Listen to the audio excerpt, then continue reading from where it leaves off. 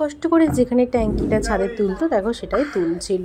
আর অনেক কষ্ট করতে হয়েছিল কিন্তু এই ছাদে উঠতে আর এই ট্যাঙ্কিটা তুলতে অনেক পরিশ্রমে কিন্তু করতে হয়েছিল, কারণ জায়গাটা ছিল যেহেতু অনেকটাই ছোট যেখান দিয়ে তোলা হচ্ছিল, আর ট্যাঙ্কিটা ছিল প্রচুর ভার। আর আমার সব থেকে মজা লাগছিল কি জানো তো, ওই ওপরের ছাদে উঠতে পারছি না বলে, একটু কষ্টও ছিল কাকুগুলো উঠেছিল বলে।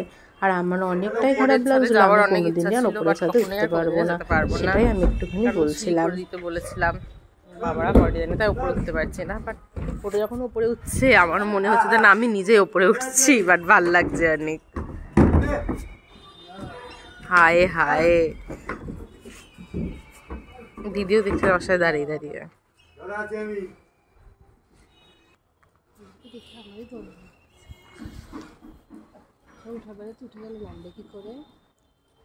ও আর ঠিক পারবে নামতে, ওরা আমাদের মতো না।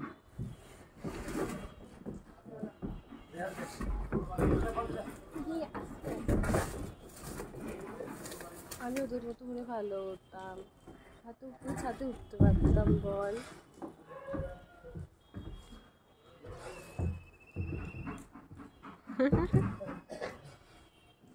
উপরের ছাদটা কেমন? এইখানে এইখানে ওই দেখ, ওই দেখ, ও দেখেনি। এই দেখ ঘন্টু, ওইখানে না, ওই দেখ এ ঘন্টু, ওই দেখ, ওই দেখ, ও কানা একটা, ওই দেখ। কিমা কি করে চলে গেল ঘন্টু আমাকে নিয়ে?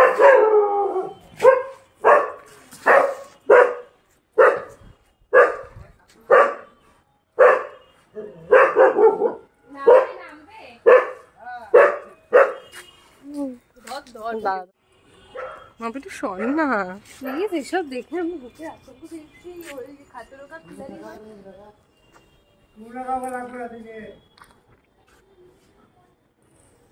তুই একটু সর।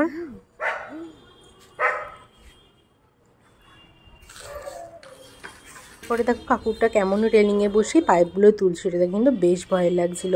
তার একদিন পরই ছিল 25শে ডিসেম্বর, তাই দেখো প্রত্যেক বছরের মতো এই বছর আমাদের ঘরটা দিদি সাজাচ্ছিল। আর ওই দিকে দেখো নতুন গিজারটা সেট করছিল কাকুটা, বেশ ভালো লাগছিল।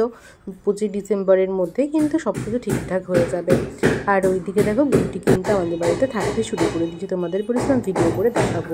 এখানে যত সময় পিটু বা পরির মধ্যে কেউ একজন শুয়েছিল, এখন আমার ঠিক মনে পড়ছে না। আর ভিডিওটাও না খুব অস্পষ্ট হয়েছিল। আর ওই যে গুড্ডির জন্য কিন্তু একটা আলাদাই ঘর করে দিয়েছি, সেই ঘরটা না একদিন পরিষ্কার করে সব কিছু ঠিকঠাক করে দিয়েছি গুড্ডিকে আনবো বলে। ফাইনালি দেখো গুড্ডিও কিন্তু চলে এসেছে। গুড্ডি কিন্তু একা এই ঘরটাতে থাকে, বেটু আর পরীকে একবার দুবার তুলেছিলাম, ওরা না খুব একটা থাকতে চায় না, তাই ওদেরকে আর তুলি না। ওরা নিচে সিঁড়িতেই শুয়ে থাকে, নাহলে আসে না, রাস্তাতে থাকে। আর গুড্ডি কিন্তু সারাদিন আমাদের বাড়িতে থাকে। দেখো গুড্ডিকে কিন্তু খুব সুন্দর করে মেঝেতে এই একটা বিছানা করে দিয়েছি।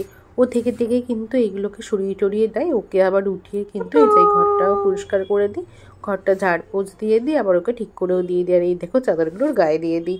এই ঘরটা কিন্তু শীতকালে বেশ গরম, তাই গুড্ডির কিন্তু অসুবিধাও হয় না। সেদিনকে রাত্রিবেলা একটু রাস্তায় বেরিয়েছিলাম টুকটাক জিনিসপত্র কিনবো বলে, আর গুড্ডিকে একটু ছেড়ে দিয়েছিলাম যাতে গুড্ডি একটু ঘুরে আসে।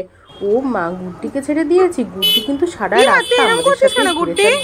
একটু বলও কিনে নিয়েছিলাম আর বিস্কুট কিনেছিলাম ওদের জন্য। আর দেখো গুড্ডি কেমন চেঁচামেচি করতে জানো, অনেক দিন পর দেখেছি, কিন্তু সারাদিন আমাদের বাড়িতেই ছিল। ও যতক্ষণই যাই হয়ে যাক না, রাস্তা কিন্তু একদম এমন করে যেন আমাদের অনেক দিন পর দেখেছে। আর বাড়িতে এমনভাবে থাকে যেন ভাজা মাছটা উল্টে খেতে পারে না। রাস্তায় কিন্তু গুড্ডির আসল রূপটা দেখতে হয়। আর এই দেখো এই বলটা ফার্স্টে নিয়ে এসে ঘন্টু কিন্তু ভয় পাচ্ছিল, কিছুতে কিন্তু খেলতে চাইছিল না। তারপর দেখো দিদি ওকে কিন্তু অনেক কষ্ট করে খেলিয়েছে, কিন্তু দুঃখের বিষয় কি জানো, বলটা তার পরের দিন ওকে সকালবেলা খেলতে দিয়ে দিয়েছিল, ফাটিয়ে দিয়েছে, তাই কিন্তু খুব খারাপ লাগছিল। আর দেখো প্রথমে কিন্তু খেলতেই চাইছে না, দিদি কিন্তু ওকে অনেক করে বুঝিয়ে তারপরে কিন্তু খেলিয়েছে। আজকে ভিডিও কিন্তু এখানেই শেষ করে দিলাম।